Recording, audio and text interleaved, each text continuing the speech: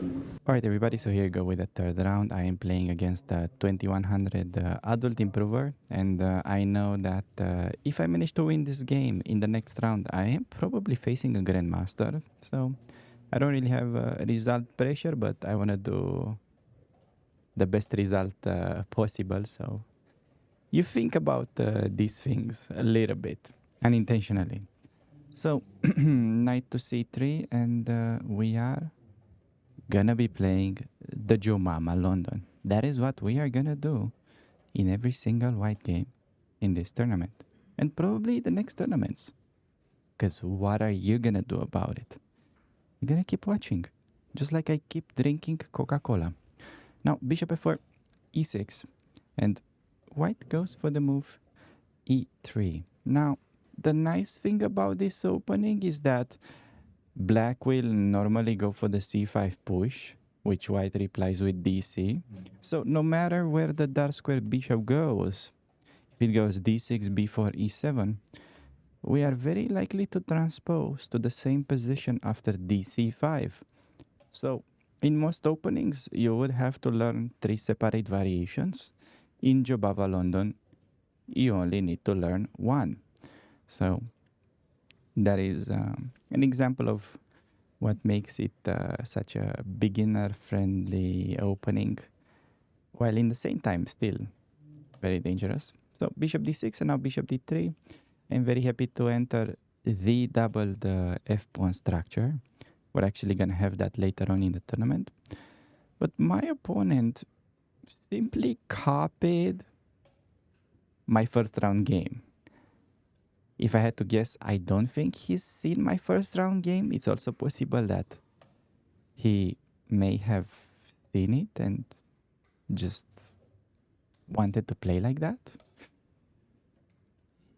Anyways, it could also just be a coincidence. So after short castle, I believe he went knight c6. And this is exactly what we've seen in the first round game as well, which is pretty funny. I was eager to experiment and see what these guys have in store. But no, we're gonna have the same opening. e4 push, very important. Now black has a choice, but white is threatening to go for Greek gift ideas, so be careful. The Greek gift hurts. The Greek gift is unexpected, just like stepping on a pitchfork. Now my opponent, experienced adult improver, knew it. That's the thing. If you're experienced adult improver, you don't fall for the Greek gift that often. So 94. We do have a trade, and this is gonna be the first time where my opponent actually deviates from the first round. In the first round, my opponent played queen b6. I will leave a card on the screen if you want to see that video. But queen to b6 allowed me to go for bishop takes on h7. Rolling the dice. Getting the party started.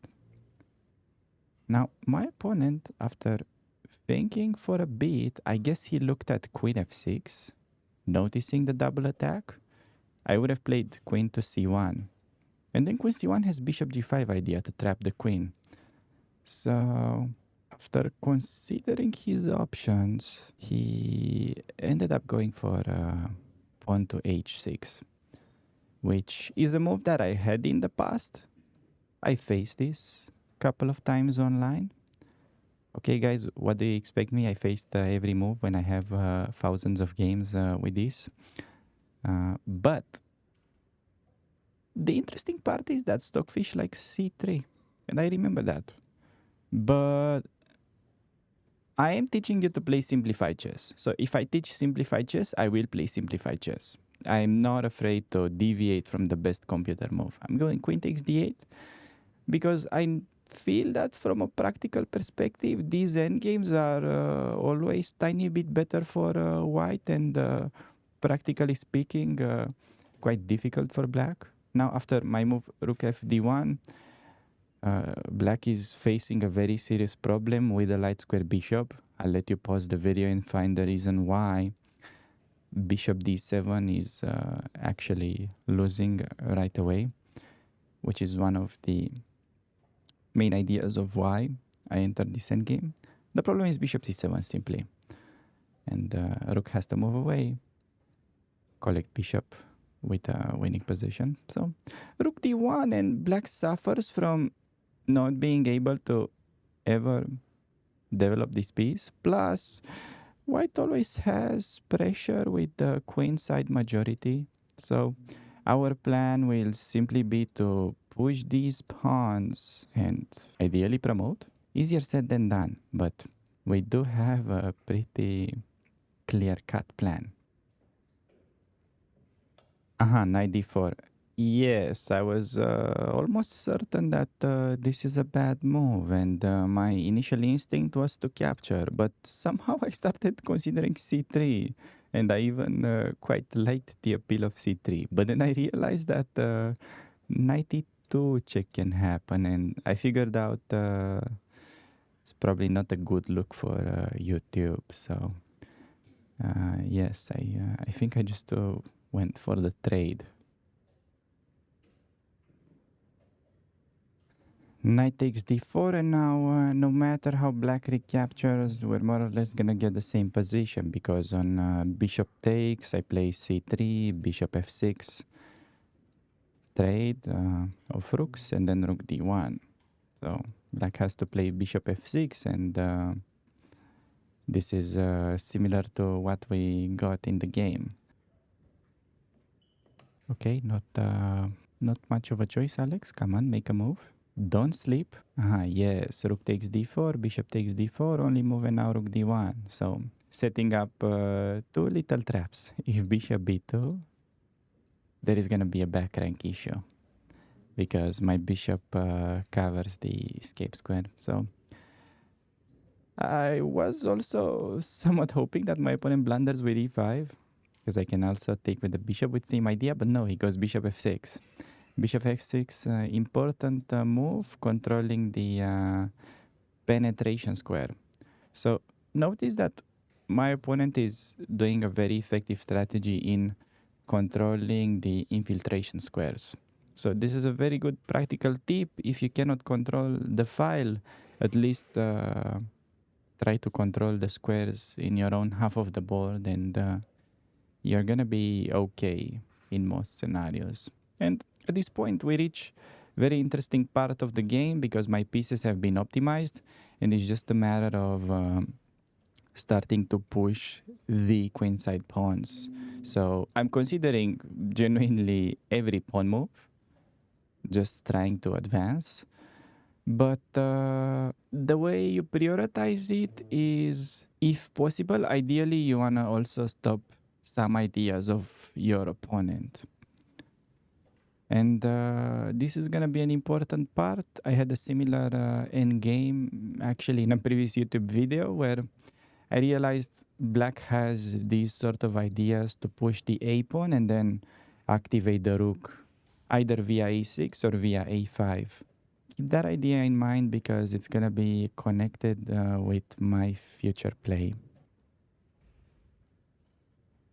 So bishop e5. Before pushing the pawns, I realized we can start with a little tempo move, threatening to take and infiltrate, but opponent plays bishop e7 quickly. And now this is the most important moment of the game, because I know that b4 is the desired move strategically, so that I can paralyze black's queenside with b5. But a weaker player would get afraid of the fact that black can take, would simply stop calculation.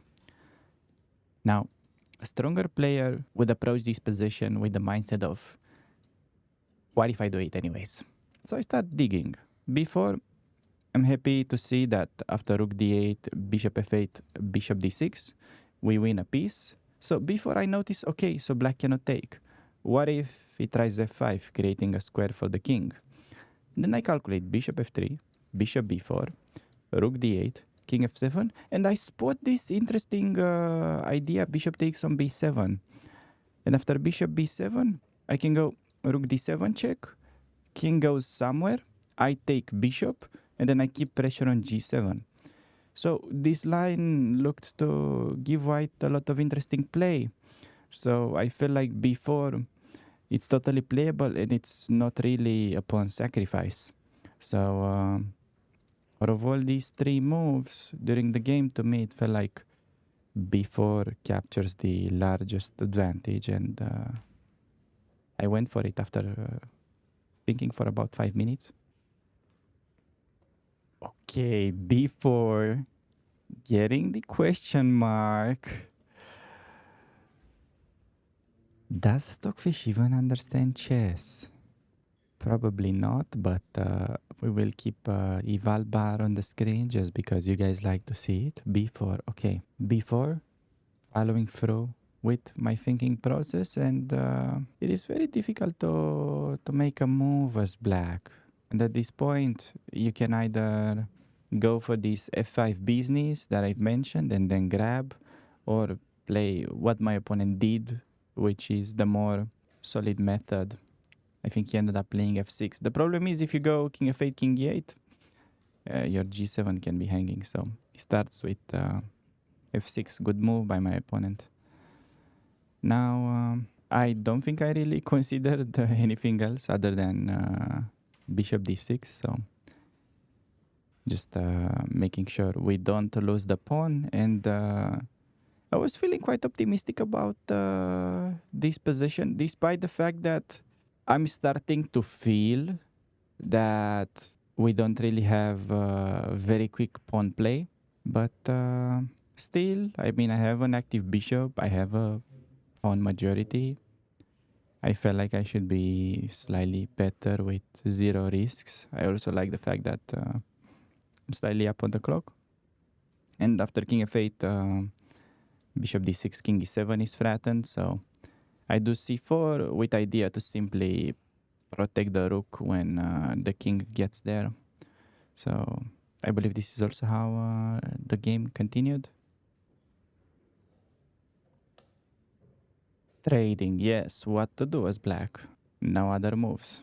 King e7, attacking the rook. Of course, I expected this idea, and at this point, I am almost sure that I will play c5, but I'm just trying to understand the upcoming positions. Maybe a better practical try was this computer rook a6.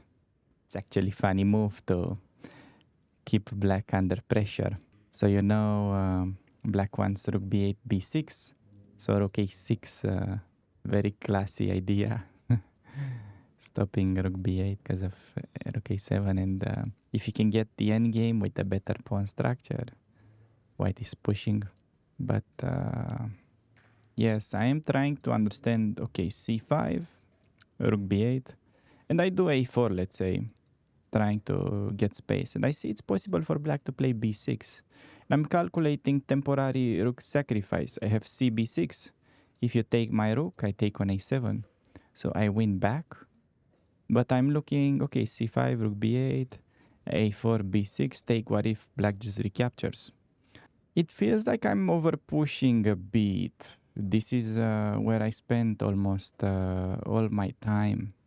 So in order to not rush with the majority, I was looking for a calmer manner of approaching the situation. So I'm starting to calculate c5, rook b8, and then just a3. Try to approach this endgame little by little.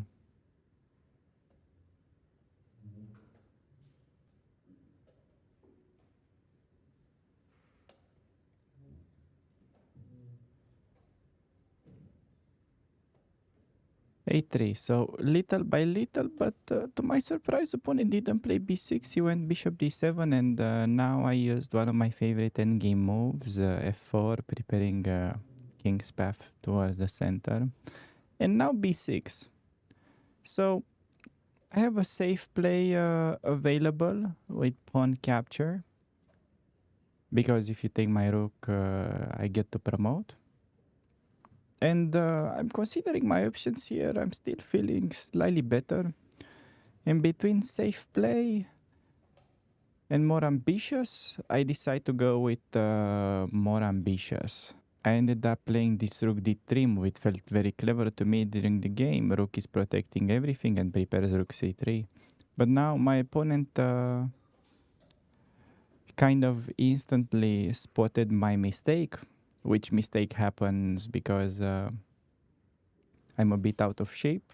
I only expected rook c8, but because I don't have experience over the board in these time scrambles, I have poor awareness of the first two ranks, and I simply miss that rook d3 is stopping my bishop from defending that, and my opponent gets to completely turn the game around with rook c1. I completely overlooked this move. I mean, I saw he can check me. I just didn't see rook c1, and suddenly I'm losing the pawn on c5 and probably the game. What is this Jobava tutorial? We were supposed to get a book endgame win. Now this just looks totally busted. I have to play c6. I felt it's best practical try to swap bishops and hope for the best in the rook endgame. Okay, I mean, there is this saying, all rook endgames are drawish. I have a feeling this is probably the only exception where rook endgame is lost. Now, okay, to also be a bit educational, this rook endgame is dangerous for white because there are just too many pawns on the board. For example, if I could magically remove the a pawns from the board, the position would be a dead draw. But yeah, it was at this moment that gentleman in blue, Grandmaster Miron, started to give me some really funny looks. But yeah, for the rest of the game, due to time scramble, I cannot go really into so much detail. So we're just gonna spectate and I will pinpoint some key ideas. But okay, I would say how I'm evaluating this position, there are drawing chances, but I think it's more of a 50-50 if I draw or if I lose. So certainly not a pleasant spot after having risk-free position. This is completely unnecessary, but have to carry on and try to do my best. Okay, it's mainly going with the flow at this point. My opponent plays quickly and pretty strong in the next moves. He gave me a confident vibe. Now, I am considering a potential king escape. If I could run all the way to these pawns, his king is a bit strangely placed. He was certainly going for a king walk. King is normally protecting king's side, but he was going for the kill. So I try king g4. I go for the goofy plan, and I'm feeling that g6 is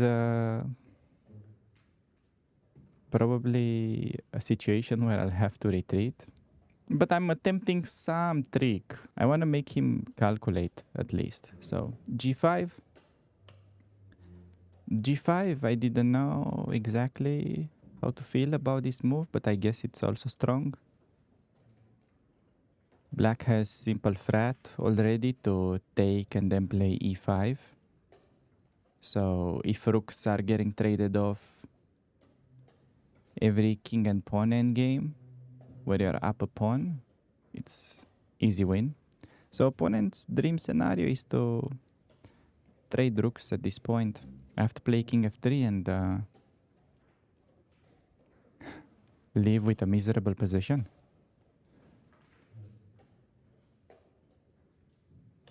King c6. King c6, one of the normal moves.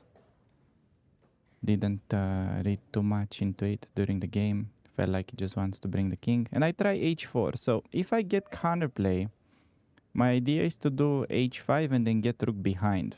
And now h4, he played e5, which e5,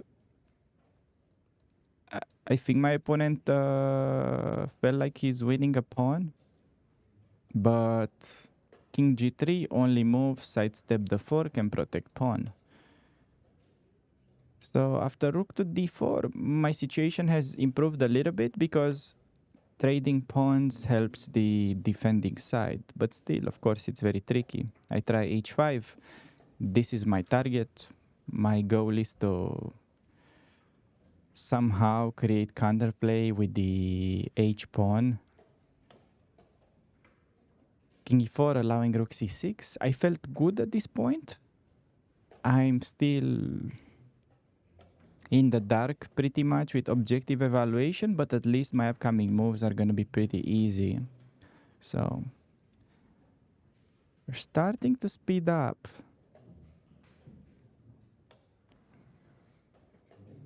I have to say, during the game, this looked very suspicious to me.